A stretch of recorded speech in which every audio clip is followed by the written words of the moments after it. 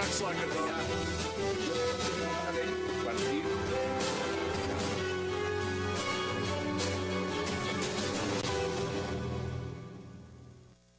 La directora ejecutiva de la Asociación del Sector de la Minería a Gran Escala en Colombia. Qué placer, Claudia, y qué gusto que haya aceptado esta invitación. Muchas gracias por la invitación, encantada de estar con ustedes y por la oportunidad de contarle al país por qué la minería responsable sí es posible en Colombia. Mire, mucho palo se le ha dado al sector minero y seamos francos, no ha sido únicamente las últimas 2 semanas. Venimos en un proceso donde a las multinacionales mineras se les está fijando una gran responsabilidad. El caso de la Drummond, el caso de Cerro Matoso, son casos puntuales. Ustedes acá, cuando yo me empecé a documentar a fondo sobre el tema, cuando uno habla de minería a gran escala, ¿este sector qué tan grande es en Colombia?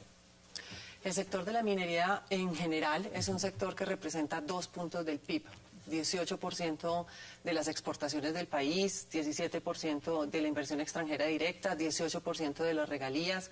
Es un sector que genera 350.000 empleos legales. Legales. ¿Directos e indirectos? Directos. 350.000 ya sean personas que están dentro de las empresas o contratistas de las empresas, pero son empleos directos, y hay más o menos una relación de 1 a 3 entre los empleos directos e indirectos. Luego, si multiplicamos eso por 3, nos da un buen porcentaje, cerca de un 5 o 6% de la población ocupada del país. Cuando hablamos del sector de la minería a gran escala, lo que son ustedes, ¿esto nace hace cuánto, mejor dicho? Hace el 11 de marzo de 2011 nació una asociación que quería agrupar las empresas mineras a gran escala en el país, que querían diferenciarse. Porque es muy importante que la opinión pública colombiana entienda que hay diferentes tipos de minería. Hay una minería formal, que puede ser a pequeña, mediana y a gran escala. Hay una minería informal, en donde hay que diferenciar entre la minería artesanal y el informal en estricto sentido. Y hay una minería criminal que ha calificado el gobierno nacional, que no tiene nada que ver con el sector y que perjudica a todos los colombianos. Y de ahí no hay absolutamente nada. De la minería ilegal, por supuesto que no. De la minería informal falsean bastante las cifras del sector, y de la minería formal sí hay cifras. Entonces, la minería a gran escala, o un grupo, 3 empresas del sector de la minería a gran escala, querían diferenciarse un poco. ¿Cuáles eran esas 3? Esas empresas son Anglo Gold Ashanti, Anglo American. Se me está hablando de las gigantes. De las mías, exacto. Pues aquí las tengo, AUX, SX, El Cerrejón, Cerro Matoso, Colombia Natural Resources, Drummond, Ecooro, Gran Colombia Gold, Mineros, que antes se llamaba Mineros de Antioquia, Minas Paz del Río y Prodeco. Los grandes. Los grandes. Este sector o estas empresas representan cerca del 90% del carbón que se produce y que se exporta en el país.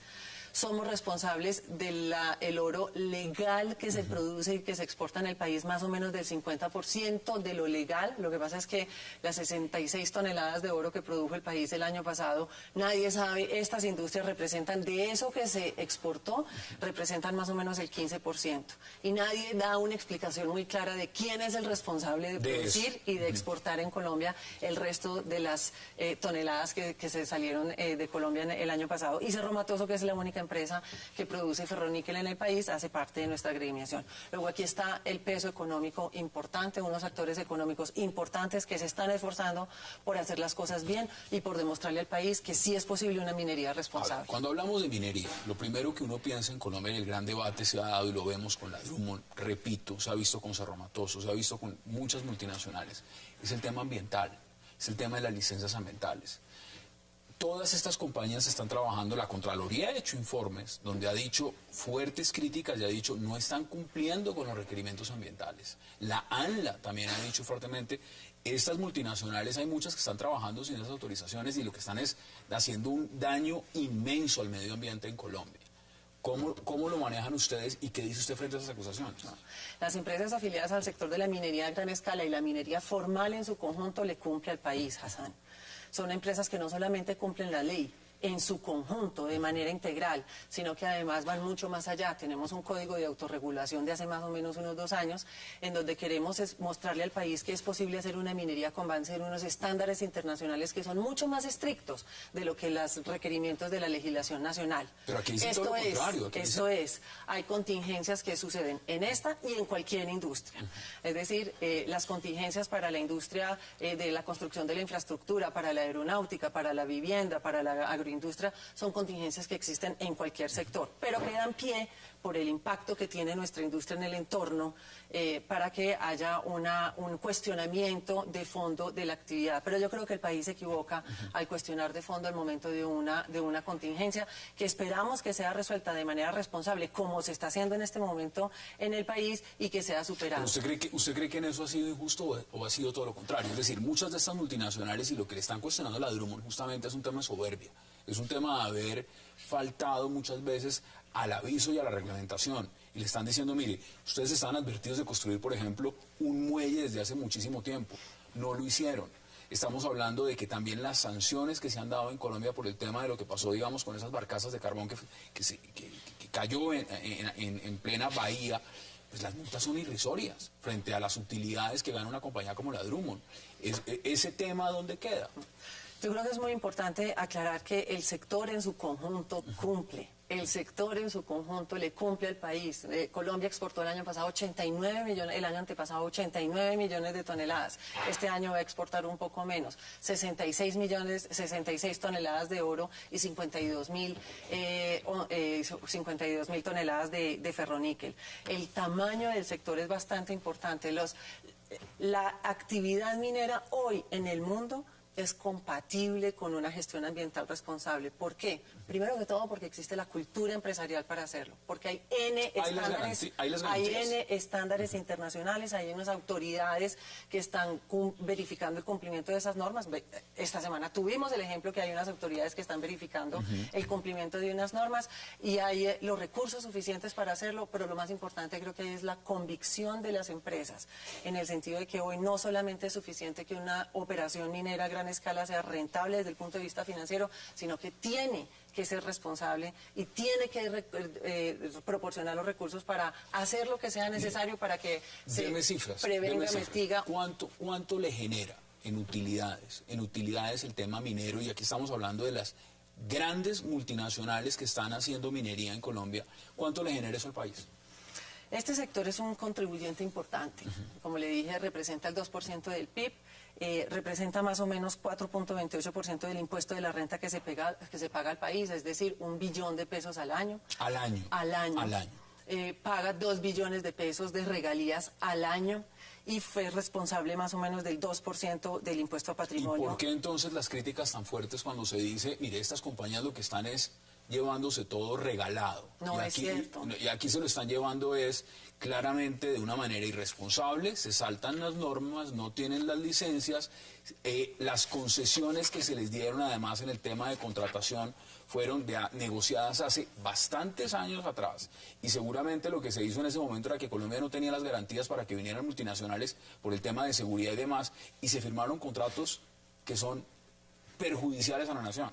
¿Por qué dice usted que son perjudiciales a la nación? Bueno, porque eso están diciendo todos los... mire, el senador Robledo, por ejemplo, parte del Polo Democrático, están diciendo que los precios y los contratos y los plazos sobre los cuales están estas multinacionales en el país no fueron firmadas de la manera adecuada. Las extensiones de esos contratos, además, no son beneficiarios para el Estado colombiano. ¿Cuánto le deja la industria minera al país? Eso se mide con un indicador. Yo ya hago un llamado a la atención en el sentido de que cuando vamos a discutir un tema un poco técnico desde el punto de vista financiero y económico hay que ser muy riguroso en las afirmaciones, y cuando se está comparando lo que pasa en la industria colombiana, minera en particular, con lo que pasa en otras partes del mundo. El lineamiento de nuestra industria es que debe haber un régimen fiscal y un régimen tributario óptimo que permita una retribución equitativa para el país, porque permite la explotación de sus recursos naturales de manera responsable, y una competitividad de unas empresas que tienen que jugar en un escenario internacional. Porque sí, recursos naturales no solo hay en Colombia. Por su naturaleza misma, la industria minera es una industria multinacional, no porque haya unos malvados extranjeros que quieran venir a expoliar nuestros recursos naturales, sino porque la naturaleza misma permite que con lo que se está produciendo, recursos recursos en una parte del mundo, se financia la exploración en otras partes del mundo. Y esa es la naturaleza multinacional. Y tenemos un mercado internacional que es un complemento elemental. Es un elemento elemental de nuestra industria porque estamos moviéndonos en un mundo globalizado. Eso quiere decir que la Drummond podría mañana, por ejemplo, irse y decir, mira, pero déjeme yo le termino mi idea. Entonces, hacer ese análisis de por qué hay la importancia de un mercado internacional y por qué debemos ser competitivos a nivel nacional, es decir, cuando estamos estableciendo un régimen tributario para la industria es muy importante. Entonces, comparemos, Hassan. Cuando en Colombia, esto se mide entonces con el Government Take o la participación del Estado en la generación de la renta minera. De 100 pesos en Colombia, para la renta minera, es decir, de los 100 pesos que produce una industria minera en el país, entre 67 y 80 se quedan en Colombia. Se quedan acá. No es cierto que sean montos más inferiores. Y le cuento, hay un estudio de Ernst & Young en donde compara a Colombia con los 8 principales competidores que tiene en la actualidad, que son países como Argentina, Australia, Brasil, Perú, Chile, Canadá, Australia, Indonesia y Sudáfrica. Y vemos como ese promedio de esa participación del Estado está por encima. El de Colombia está un poco por encima, levemente por encima del promedio internacional. Si comparamos estos países, de los 100 pesos que producen cualquier minera en alguno de esos países, entre 45 y 48 se quedan en el país donde están. Estas compañías, la gran mayoría que están en su sector, ¿cuánto tiempo llevan explorando en Colombia y haciendo trabajos de minería en Colombia? Mire, hagamos una claridad, Colombia no es un país minero. Acá hay política minera, empecemos por ahí. Sí existe, sí tiene, porque aquí nos hablan de locomotora minera y de la gran expansión minera y del gran futuro de que nos va a generar la industria minera en el país. Entonces, ¿hay política minera o no hay política minera? Hemos sido declarados como una locomotora que jalona el crecimiento del país, pero la verdad sea dicha, Colombia no tiene una visión de mediano y largo plazo que acompañe el crecimiento de una industria responsable y competitiva que está para quedarse. ¿Eso es improvisar entonces? Hay unos lineamientos de manera general, ha habido unos avances desde el punto de vista de la institucionalidad, pero la verdad se ha dicho, uno tiene un poco la impresión de que el Viceministerio de Minas, el extraordinario paso de haber creado una Agencia Nacional de Minería, el de haber implementado una fiscalización que está siendo llevada a cabo de manera muy técnica, han sido más para contener lo que acabó de pasar como un boom internacional de los precios de los commodities. Entonces hay más como una sensación de un efecto institucional de contención a un efecto institucional de acompañamiento al crecimiento de una industria que es una oportunidad para el país. Tengo que ir a una pausa. La primera, y hablamos a fondo de otros temas, porque aquí mientras estamos hablando estamos en vivo. Estoy leyendo, por ejemplo, lo que dice la Contraloría frente al tema del cargue directo de carbón para la Drummond. Y según la Contraloría, por ejemplo, dice, esa no es la salida. Esa no es la salida. Vamos a la pausa en 360 y ya regresamos para seguir hablando de minería a gran escala en Colombia.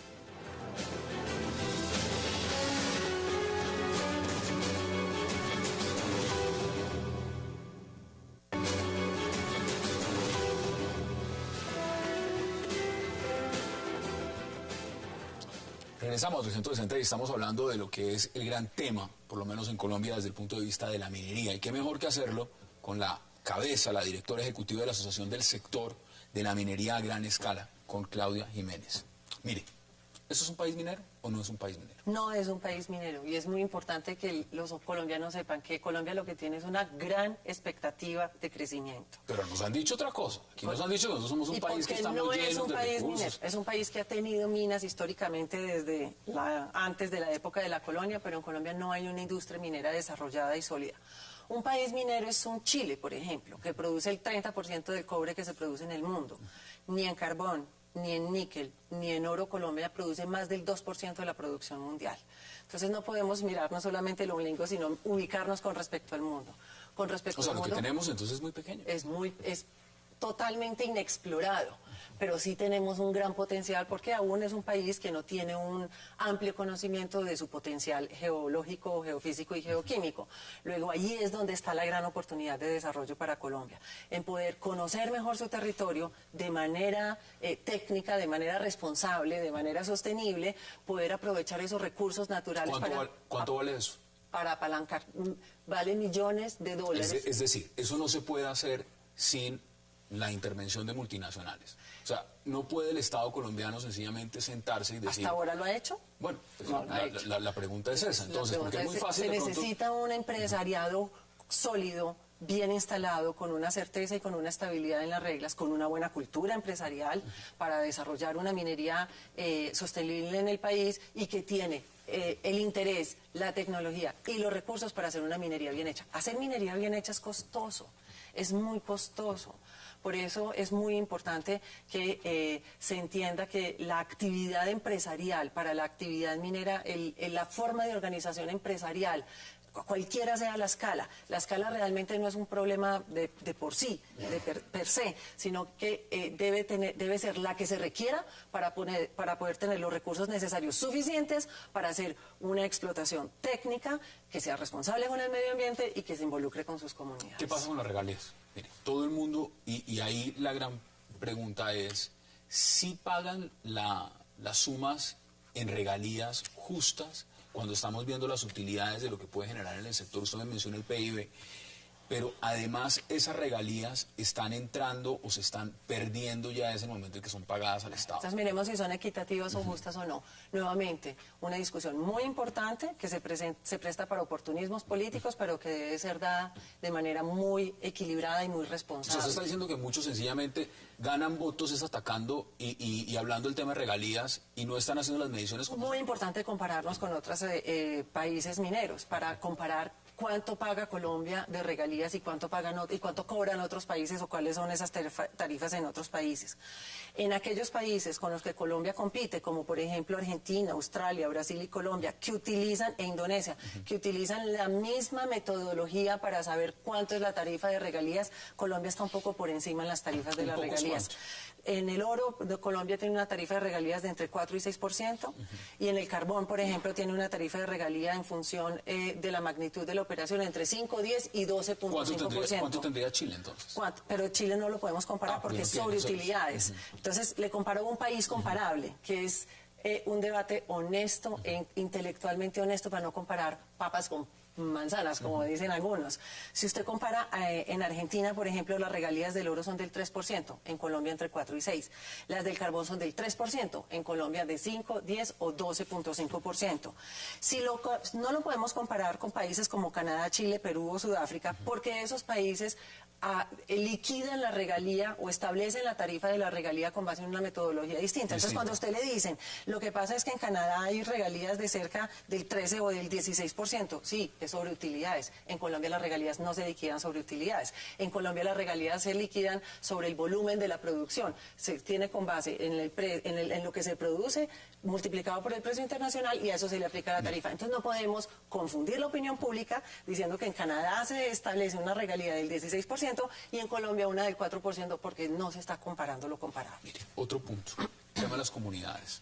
Mucho se ha criticado en el caso de las grandes mineras, tema del desplazamiento, consultas previas, contaminación, enfermedades a la comunidad, aportes en salud, desarrollo. ¿Cómo están manejando eso en el sector desde su punto de vista? Porque aquí en esta mesa se han sentado todos los que les han formulado a ustedes todas las críticas. Y han dicho, mire, aquí hasta han pagado organizaciones con grupos paramilitares. Aquí se han enviado masacres de campesinos y gente que se ha opuesto a la política minera de las multinacionales en Colombia. ¿Qué dicen ustedes frente a todo eso? Mire, yo creo, primero que todo, antes de responder el tema de relaciones con las comunidades, es que Colombia no se puede equivocar de enemigo. El enemigo de los colombianos no es la minería formal, no es la empresa legal la que está ganándole territorio a la informalidad o a la ilegalidad, primer punto. Y segundo punto, este sector, minería a gran escala, responsable o a cualquier escala que funciona con base en estándares de responsabilidad social y ambiental y de una manera sostenible para el país, está convencido que tan importante como la rentabilidad financiera es el buen relacionamiento con su entorno y particularmente con sus comunidades. ¿Cuáles son la mayoría de las insatisfacciones de las comunidades? El sector está en un proceso de medir esa percepción y medir esa inconformidad de las comunidades, porque nada nos sirve que nos digan en medio de una campaña política que es que la inconformidad de las comunidades es el impacto en la salud de X o Y explotación. Pero eso es lo que sale. Pero eso es lo que nos dicen los políticos. Entonces vamos a medirlo con la población, a ver cuál es la manera como se percibe la industria, cuáles son las oportunidades que cree que la industria le proporciona y cuáles son las desventajas que cree que la industria le proporciona. Este sector, estas 3 empresas, solo estas 3 empresas, invierten cerca de 70.000 millones de pesos al año en programas de responsabilidad social empresarial. En sus comunidades, voluntarios, en su región. En su área de influencia. Y estamos haciendo algo maravilloso, que eso sí no lo dice ningún líder que esté en la contienda política. Hicimos una alianza con el Gobierno Nacional para superar la pobreza extrema en las áreas en donde están presentes nuestras comunidades. Nosotros queremos que en un corto tiempo, tan rápido como se pueda, el país pueda decir, donde hay minería a gran escala, no hay pobreza extrema. Y esto no es un saludo a la bandera. Nos hemos comprometido que en 3 años, 3.500 familias en 30 municipios de nuestras áreas de influencia van a salir de la pobreza extrema, aliándonos con la Agencia Nacional para la Superación de la Pobreza Extrema. Me encantaría que me volviera a invitar para que hagamos un balance. La próxima vez que usted venga a este programa, se lo garantizo, porque me interesa mucho escucharla primero, va a tener que sentarse con todos aquellos que son contradictores justamente del manejo de cómo la minería se está haciendo en el país, sobre todo desde el sector privado. Ahora, otra perspectiva es la siguiente. Cuando usted habla de minería, ¿estamos hablando de mineros artesanales también? ¿La minería artesanal? En los datos oficiales, el impacto de la minería artesanal en los datos de la industria es absolutamente marginal. Es absolutamente marginal. Entonces, aquí ya sabemos que sobre ilegal no hay cifras, sobre eso no sabemos. Y me dice usted, es ínfima sobre el tema artesanal. Correcto. ¿Por qué entonces se le achaca tantas críticas a las multinacionales sobre ese tema? Es decir, como si estuvieran quitando gran parte del mercado. Al contrario. Mire, este sector, estas 13 empresas y 3 en particular de ellas han hecho una alianza para la formalización de mineros. ¿Cuáles son esas 3? Volvemos a lo mismo. Esas empresas son Gran Colombia Gold, Anglo Gold Ashanti y Minas Paz del Río. Han decidido, porque el problema de la informalidad y de la minería artesanal puede ser un problema que en otra época se hubiese dicho, desde el punto de vista de la industria, eso no es problema mío.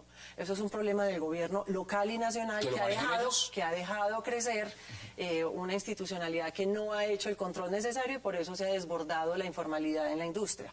Esa podría ser la mentalidad o esa pudo haber sido la mentalidad en algún momento. Hoy no. Hoy las mineras a gran escala o las mineras que trabajan con base en estándares internacionales están conscientes que mientras no le ayudemos al Estado a superar esa presión social que genera la informalidad y la ilegalidad, nuestro negocio tampoco va a ser provechoso. Entonces estas 3 empresas han hecho un convenio extraordinario en donde en donde se organizan los mineros, se les capacita, se les jala hacia la legalidad cuando quieren hacer esa transición a la legalidad, porque hay un grupo importante ya sabemos que eso es una parte, hay ya un gran sector de bandas criminales que se han dedicado que esa es la minería ilegal y se han metido abiertamente en el negocio. Pero que se presentan como minería informal. Entonces el país no puede caer en esa trampa. Tenemos que aclarar muy bien desde el punto de vista del Estado, porque la política pública para confrontar los 3 niveles son completamente distintos. Si vamos a hablar de la minería artesanal, allí es como si estuviéramos hablando de coqueros o de paperos o de un grupo humano que está buscando una alternativa de ingresos. Luego la política pública debe ser una política social de ingresos. Cuando estamos hablando del auténtico minero informal que está en la informalidad porque no tiene acceso al crédito, porque no tiene la capacitación, porque no tiene la tecnología, porque no tiene los recursos, fácilmente con unos procesos en alianzas público-privadas entre el Estado y la industria se pueden jalonar hacia la formalidad. Y cuando estamos hablando de minería criminal, no veo una manera diferente que combatirla con todo el peso de la ley. Mire, en este momento el gran tema, y por eso vuelvo a lo que estaba viendo sobre el informe de la Contraloría y donde dice el cargue directo. ¿Qué tan conveniente es el cargue directo en Colombia? Total, de hecho cargue directo hay en Colombia desde hace muchísimos años. ¿Por qué la Contraloría está diciendo que no es la solución entonces para la DRUM? Yo quisiera saber por qué está diciendo eso la Contraloría. El cargue de carbón... Le voy a decir porque además están hablando claramente de lo que significa el daño ambiental dentro de las construcciones de los muelles. Mire, en Canadá existe el puerto de Vancouver, que es una de las ciudades en donde hay una calidad de vida más elevada a nivel internacional, o una protección al medio ambiente más rigurosa, y el puerto minero más importante de muchos lugares en el planeta, uno de los puertos mineros más importantes del planeta, en donde, entre otras, hay la modalidad del cargue directo. Entonces, ¿qué se está buscando con el cargue directo? Es un paso que tenía que dar el país, es un paso que tiene a las empresas del sector de la minería a gran escala que construyen esos puertos, porque esos puertos no se los construye el Estado, y que terminan estando al servicio Dragados requeridos para el cargue directo implica daños graves al lecho marino, instalación de infraestructura que incide en ecosistema, alteración de corrientes oceánicas. Entonces no lo autorizaría el Ministerio de Ambiente, que está encargado de hacer los análisis necesarios para que haya una posibilidad no vamos a decir entonces ahora que el gran esfuerzo que está haciendo el país para implementar un cargue directo en su industria carbonera, que pesa 2 puntos del PIB, no es tampoco aceptable. Se nos ha acabado el tiempo, pero ahí es donde quiero ir. Hay un choque directo entre lo que significa la política minera y lo que nos está vendiendo el gobierno desde el punto de vista del Ministerio de Minas, y otra cosa es lo que nos dice la Contraloría, nos dice el tema ambiental, el Ministerio de Medio Ambiente y la ANLA. Eso es un falso dilema, y es un falso dilema en el que el país no puede caer. El presidente Santos lo ha dicho desde el inicio cuando declaró el sector como una locomotora. Muchos países han encontrado el equilibrio entre un desarrollo sostenible y una protección medioambiental. ¿Cómo? ¿Por qué Colombia no? Bueno, pues usted lo ha dicho, no somos un país minero todavía. Estamos en camino de hacerlo. Luego, toda solución o alternativa que se encuentra a una gestión ambiental de una industria en la que se puede apalancar la mejoría de la calidad de vida de los colombianos va a tener una crítica por parte de opositores tradicionales de la industria. Es muy importante que el país no pierda el foco y entienda que la industria minera responsable es una oportunidad de desarrollo. Bueno, queríamos dar la posibilidad de que muchos de los que están viendo el tema minero pues lo escuchen desde la otra orilla, y es decir, desde las grandes multinacionales y los que están representados en el sector en el que usted está. Claudia Jiménez, un verdadero placer. Muchísimas que no sea gracias. La última vez. Espero que no, y mil gracias por dejarme contarle al país por qué la minería responsable sí es posible. Bueno, ahí están, vamos a la pausa porque regreso vamos a hablar de otro tema con Nacho Vidal, el tema de los preservativos en la industria pornográfica. Ya regresamos.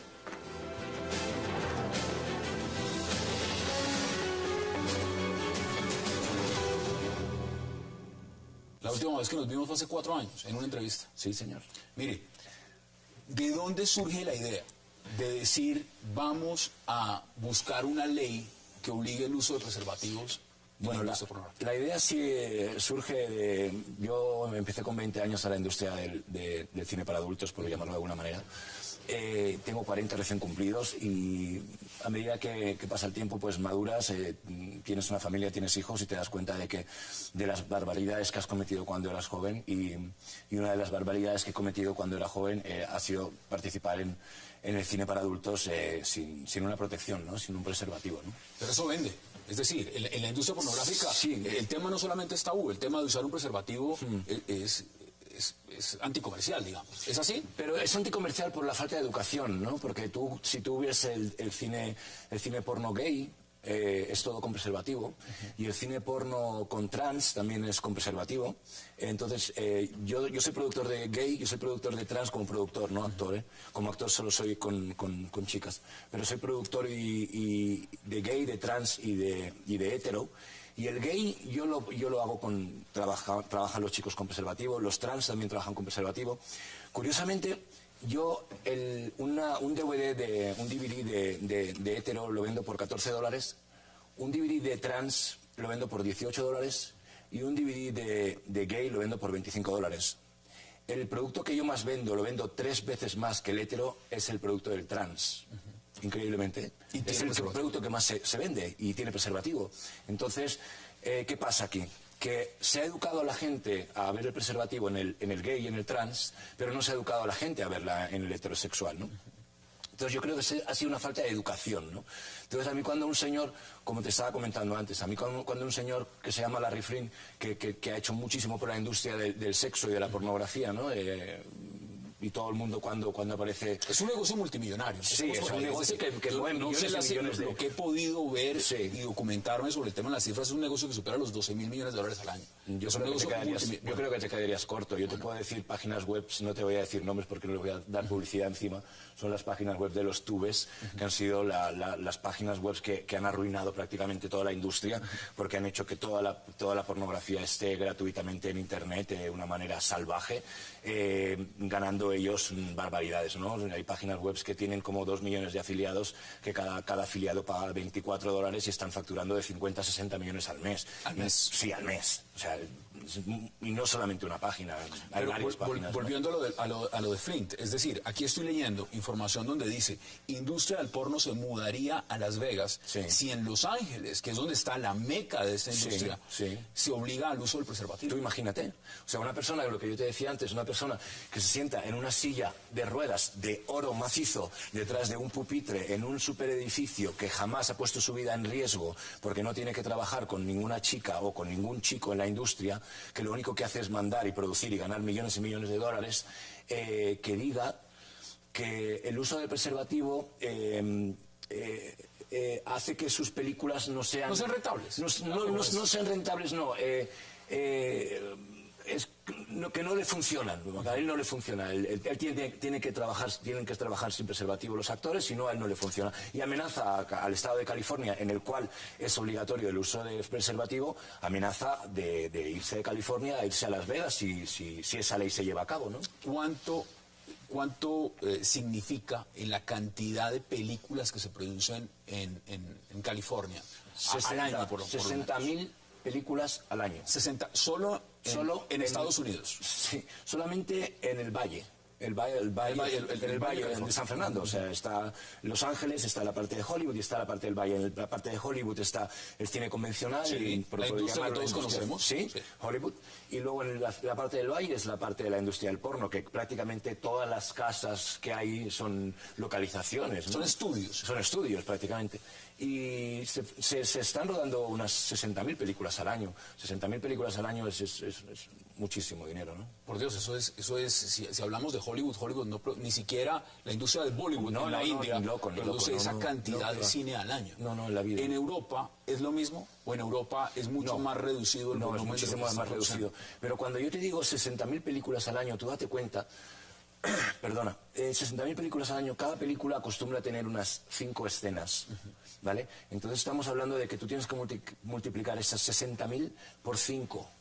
Eso es una locura. Eso es una locura. Y la cantidad de gente que se necesita para grabar esa industria, o sea, es muchísima gente, hay miles y miles y miles y miles de personas trabajando en esa industria. ¿Cómo se garantiza el tema de la seguridad? Es decir, cuando se va a grabar una escena de cine porno, en el momento en que usted dice, mira, hay que proponer una legislación que obliga al uso del preservativo, cuando no está esa legislación, ¿cómo se sabe si la persona con la cual usted va a tener una relación sexual está sana o no? A ver, cuando yo tenía 20 años, yo tenía que tener una relación con una señorita, y a mí el productor me dijo, bueno, hay una cosa que se llama el test de SIDA, gonorrea, hepatitis, clomeria, sífilis, etcétera, etcétera, sí, todo incluido. Entonces tú te lo tienes que hacer y ella también se lo tiene que hacer. Entonces, vale, yo me lo hago, ella se lo hace, los dos nos enseñamos el papel conforme estamos limpios, pero ese papel sirve durante todo un mes. O sea que yo durante todo... ¿Un mes? Sí, durante todo ese mes, yo con el mismo papel que me he sacado un día, puedo trabajar durante todo ese mes. Al cabo de 30 días tengo que volverme a hacer el test otra vez, ¿no? Entonces, si ese test lleva 2 semanas, hace 2 semanas que se lo ha hecho esa señorita, ¿qué ha hecho esa señorita esas 2 semanas?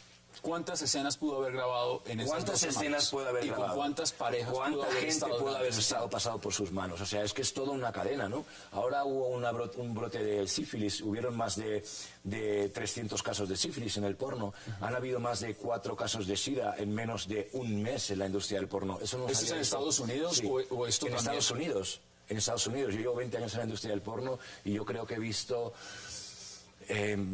no sé, habría visto unos 2 casos de SIDA, pero ahora en un mes han habido 4 casos de SIDA. O sea, estamos metiéndonos en un sitio muy peligroso. y no nos estamos dando cuenta que no solamente es lo que estoy luchando o diciendo, es cada uno lucha por lo suyo, ¿no? Yo me dedico a la industria del porno, obviamente voy a luchar por mi seguridad, ¿no? Si yo trabajara en la construcción, pues estaría quejándome porque no usamos un casco, Bueno, ¿no? a ver, a nivel de países, ¿cuántos países han adoptado este tipo de legislación? Francia es el único país que al día de hoy obliga a utilizar preservativo. ¿Y qué tan grande es la industria en Francia? Bueno, a ver, comparémosla Muy con grande, ¿Es grande? muy grande, sí. De hecho, fueron los primeros que empezaron con la industria del porno en Francia. De hecho, los españoles cruzaban la frontera y se iban a Francia a ver pornografía en la época franquista. ¿Y en España, en su país, cómo es el manejo? Pues el porno en mi país sigue trabajando sin preservativo y lo peor de todo es que son gente que no son profesionales, son gente que entran en la industria, entran una semana y a la semana siguiente han desaparecido, ¿no? Y entonces, ¿Por qué entra la gran mayoría? ¿Entras por un tema de necesidad económica o entra por otra razón? Yo creo que cada uno tiene sus razones, ¿no? Hay mucha gente que entra cumple la mayoría de edad, que cumple los 18 años y quiere irse de su casa y el único trabajo que le han ofrecido en ese momento por ser mujer o es la prostitución, hacer pornografía o hacer un trabajo que sea dinero rápido, ¿no? Yo creo que cada uno entra por lo que sea. Yo entré por curiosidad en ese momento, no me hacía falta dinero, tenía una empresa de transportes cuando yo empecé y me ganaba muy bien la vida y entré por mera curiosidad y acabé siendo Nacho Vidal, ¿no? Bueno, en este momento, una cosa es promover un tema de legislación como este, pero Sí. pues esto para hacerlo lo tienen que hacer los políticos. Exacto. Ahora, exacto. En relación directa con políticos, no solamente miremos la perspectiva donde usted es supremamente reconocido como lo es Europa y Estados Unidos, en América Latina, ya ha tenido contacto con alguien que esté interesado en decir, mire, esto hay que fomentarlo, esto hay que seguirlo. Estoy en trámites. Lo que ahora habéis tenido un pequeño problema con el alcalde en Bogotá, me parece. Sí. Y estoy esperando que se acabe de arreglar ese problema que hay para ver la gente que queda en esa plataforma para poder hablar con ellos, ¿no? Hoy, por ejemplo, como bien tú sabes, he subido a la Calera en bicicleta. Sí. Y subiendo a la Calera en bicicleta había un letrero de Falcao, el futbolista, con los dedos así, pues para como en España la Dirección General de Tráfico se llama aquí, no sé cómo se llamará, pero para que la gente no corra tanto, para que Es un tema de campaña vial. Es un tema de campaña. Exacto. Entonces me gustaría, yo prestaría mi imagen desinteresadamente, gratuitamente, para hacer una campaña del uso del preservativo. No solamente para ayudar a la industria porno, sino para ayudar a nuestros hijos, por lo que tú sabes, muy bien sabes, yo soy padre. Entonces yo quiero que mis hijos crezcan viendo una pornografía sana. O sea, yo creo que es un tema educacional, de educar a nuestros hijos y que vean que el uso del preservativo es necesario, ¿no? Que no vean ven a Nacho Vidal como un ídolo o a Rocco Siffredi como un ídolo y de repente lo ven trabajando sin preservativo. En América Latina, en un país como Colombia, el tema de la pornografía puede ser muy tabú. Y muchos dicen, no, yo no voy a admitir si veo o no pornografía, pero en el caso suyo en España, usted es un Falcao. Es decir, el reconocimiento público es inmenso. Es decir, se hace una campaña diciendo hay que usar el preservativo, evidentemente eso va a tener un impacto masivo. A ver, yo en España yo en España tengo diferentes negocios. Uno de ellos son unas pastillas que vendo, que son unas pastillas que son naturales y te producen pues una erección, ¿no? Entonces, ¿Es un Viagra?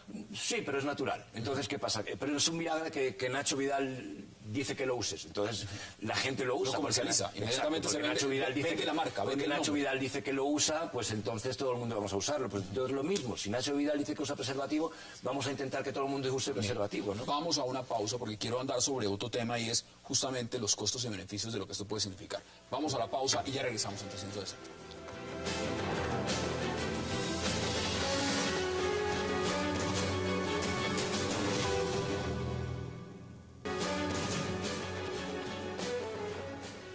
Regresamos a 360 grados haciendo esta entrevista con Nacho Vidal. Nacho, en tema de impuestos y utilidades, ¿cuánto se paga, digamos, en Estados Unidos por tema de impuestos y regalías sobre esa industria en el Valle de San Fernando? Se paga el 55% de impuestos.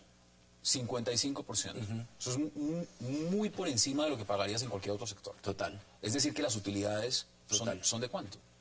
A ver, lo que te estaba comentando antes es ahora cuando hubo toda esa crisis en Estados Unidos y todas las empresas pidieron un subsidio, una ayuda. Un rescate, y se les dio ese rescate. La industria del porno también pidió ese rescate y a la industria del porno no se le dio ese rescate. ¿Por qué no se le dio? Exacto, ¿por qué no se le dio? ¿Por qué no se le da? Porque sí que se le cogen sus impuestos y a la hora de ser una empresa se le cobran los impuestos, pero a la hora de pedir una ayuda no se le considera una empresa, es decir, y no se le dan si eso ayudas. hubiera pasado con la industria de Hollywood, hubiera sido totalmente distinto. Obvio, claro que sí, por supuesto. Inmediatamente se sale a salvar la industria. Por supuesto, es una doble moral que va a existir toda la vida. O sea, sí que te cogemos el dinero, pero no te consideramos una empresa. Eso es absurdo, ¿no? En empleos directos, que más o menos lo alcanzamos a mencionar, ¿eso cuánto puede generar?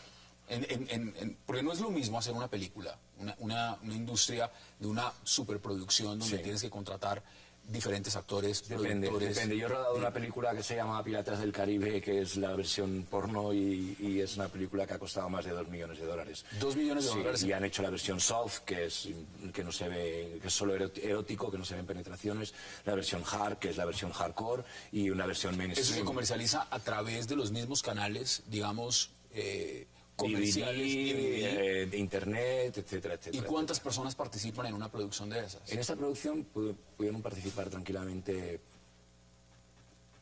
300 personas, tranquilamente. 300 personas. Sí. Entre maquilladores, no estamos hablando de un cortometraje, es un largo. Es un largometraje. Es un largo.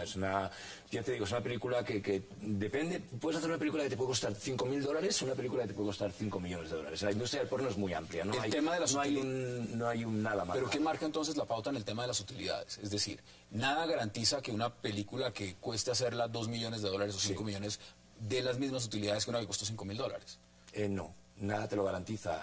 Es más, ahora con el Internet, desde que salieron los tubes, que han sido lo que te estaba comentando antes, que los creadores de los tubes son los que ahora están ganando todo el dinero.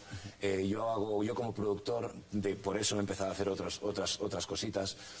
Como productor hago una película y al día siguiente está colocada en Internet gratuitamente. ¿Dónde está la ganancia? ¿Dónde está la utilidad? ¿Dónde está la ganancia? Ahora yo sí que tengo que pagar los impuestos de esa película. Pero la persona que ha puesto esa película en su tube gratuito, que está ganando dinero por esos links que colocan y ellos cobran por esa publicidad, y se está ganando ese dinero, a esa gente no le están cobrando nada. ¿Qué tan grande es la industria en Colombia, digamos?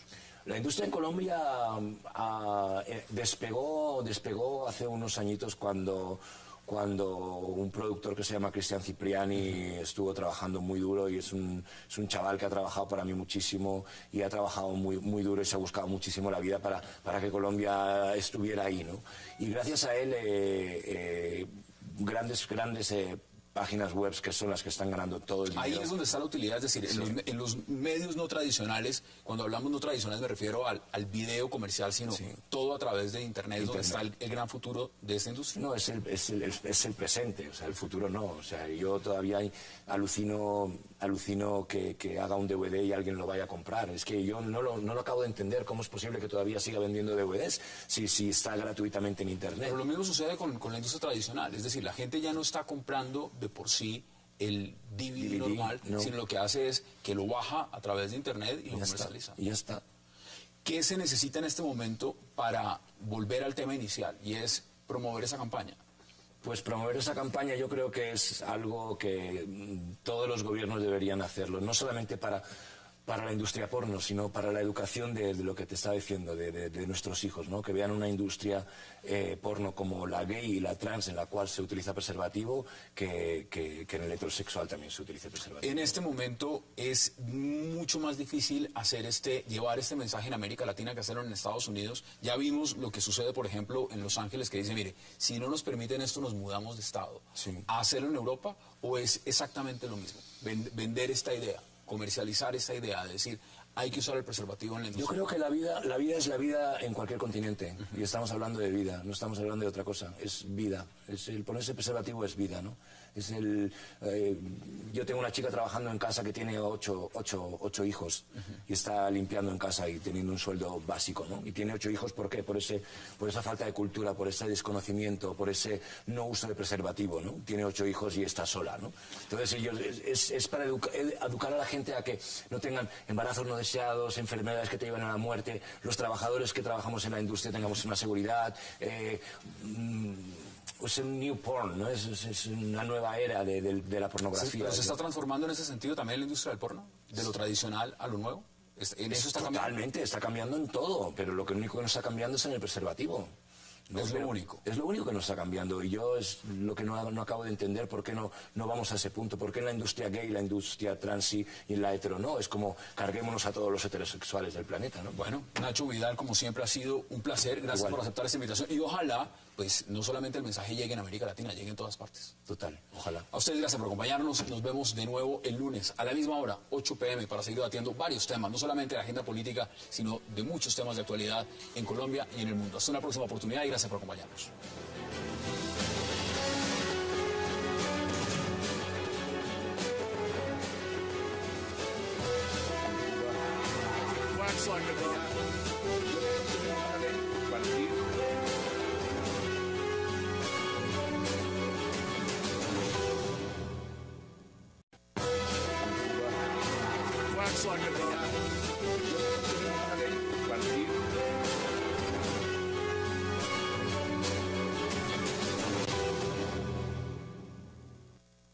La directora ejecutiva de la Asociación del Sector de la Minería a Gran Escala en Colombia.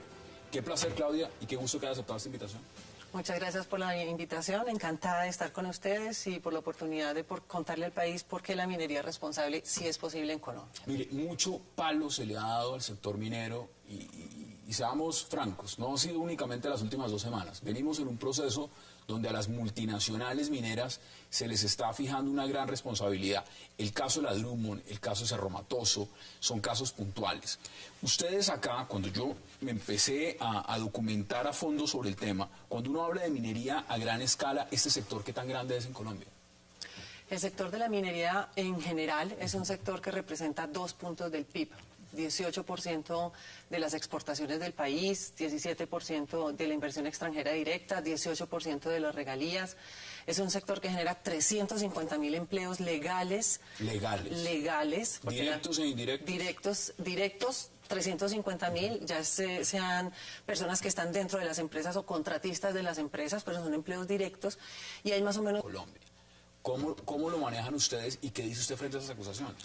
Las empresas afiliadas al sector de la minería a gran escala y la minería formal en su conjunto le cumple al país, Hassan.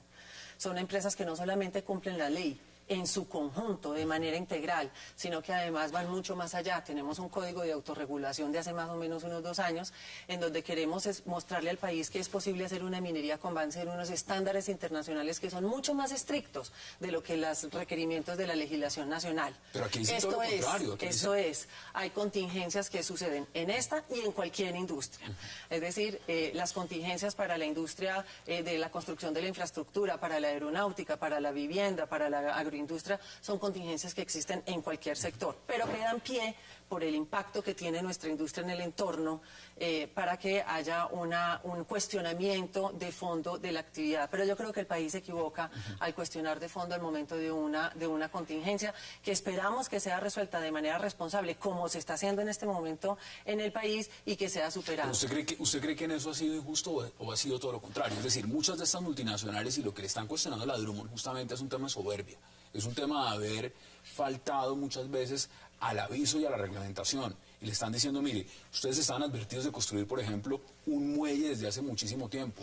No lo hicieron. Estamos hablando... Es una relación de 1 a 3 entre los empleos directos e indirectos. Luego, si multiplicamos eso por 3, nos da un buen porcentaje, cerca de un 5 o 6% de la población ocupada del país. Cuando hablamos del sector de la minería a gran escala, lo que son ustedes, ¿esto nace hace cuánto, mejor dicho? Hace el 11 de marzo de 2011 nació una asociación que quería agrupar las empresas mineras a gran escala en el país que querían diferenciarse. Porque es muy importante que la opinión pública colombiana entienda que hay diferentes tipos de minería. Hay una minería formal, que puede ser a pequeña, mediana y a gran escala. Hay una minería informal, en donde hay que diferenciar entre la minería artesanal y el informal en estricto sentido. Y hay una minería criminal que ha calificado el gobierno nacional, que no tiene nada que ver con el sector y que perjudica a todos los colombianos. Y de ahí no hay absolutamente nada. De la minería ilegal, por supuesto que no. de la minería informal falsean bastante las cifras del sector, y de la minería formal sí hay cifras. Entonces, la minería a gran escala, o un grupo, 3 empresas del sector de la minería a gran escala, querían diferenciarse un poco. ¿Cuáles eran esas 3? Esas empresas son AngloGold Ashanti, Anglo American. Usted me está hablando de las gigantes. De las mías, exacto. Pues aquí las tengo, mire. AUX, SX, El Cerrejón, Cerro Matoso, Colombia Natural Resources, Drummond, Ecooro, Gran Colombia Gold, Mineros, que antes se llamaba Mineros de Antioquia, Minas Paz del Río y Prodeco. Los grandes, grandes, grandes. Los grandes, grandes, grandes. Este sector o estas empresas representan cerca del 90% del carbón que se produce y que se exporta en el país. Somos responsables del oro legal que se produce y que se exporta en el país, más o menos del 50% de lo legal. Lo que pasa es que las 66 toneladas de oro que produjo el país el año pasado, nadie sabe, estas industrias representan, de eso que se exportó, representan más o menos el 15%. Y nadie da una explicación muy clara de quién es el responsable de producir y de exportar en Colombia el resto de las toneladas que se salieron de Colombia el año pasado. Y Cerro Matoso, que es la única empresa que produce ferroníquel en el país, hace parte de nuestra agremiación. Luego aquí está el peso económico importante, unos actores económicos importantes que se están esforzando por hacer las cosas bien y por demostrarle al país que sí es posible una minería responsable. Ahora, cuando hablamos de minería, lo primero que uno piensa en Colombia, y el gran debate se ha dado y lo vemos con la Drummond, repito, se ha visto con Cerro Matoso, se ha visto con muchas multinacionales, es el tema ambiental, es el tema de las licencias ambientales. Todas estas compañías están trabajando, la Contraloría ha hecho informes donde ha dicho fuertes críticas y ha dicho no están cumpliendo con los requerimientos ambientales. La ANLA también ha dicho fuertemente, estas multinacionales hay muchas que están trabajando sin esas autorizaciones y lo que están es haciendo un daño inmenso al medio ambiente, de que también las sanciones que se han dado en Colombia por el tema de lo que pasó, digamos, con esas barcazas de carbón que cayó en plena bahía, pues las multas son irrisorias frente a las utilidades que gana una compañía como la Drummond. ¿Ese tema dónde queda?